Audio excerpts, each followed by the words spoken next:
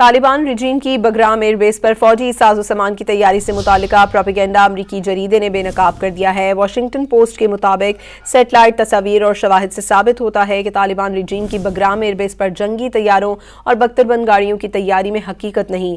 Taliban regime ने नाकारा तैयारों और बख्तरबंद गाड़ियों को रंग रोगन करके रनवे पर खड़ा कर रखा है। सोशल मीडिया पर तालिबान ने बतौर गुमराहकुन प्रोपेगेंडा जंगी मशकें, तैयारों की मरम्मत और अस्करी परेड सिखाई। वाशिंगटन पोस्ट की रिपोर्ट से वाज़ेह है कि अमेरिका में कुछ तहकीकाती और मफादाती हल्के बगराम एयरबेस की सरगर्मियों पर गहरी नजर रखे हुए हैं। तालिबान रिजीम की बगराम एयरबेस पर फौजी साजो सामान की तैयारी से मुतालिका प्रोपेगेंडा अमरीकी जरीदे ने बेनकाब कर दिया है। वाशिंगटन पोस्ट के मुताबिक सेटेलाइट तस्वीर और शवाहिद से साबित होता है कि तालिबान रिजीम की बगराम एयरबेस पर जंगी तैयारों और बख्तरबंद गाड़ियों की तैयारी में हकीकत नहीं। तालिबान रिजीम ने नाकारा तैयारों और बख्तरबंद गाड़ियों को रंग रोगन करके रनवे पर खड़ा कर रखा है।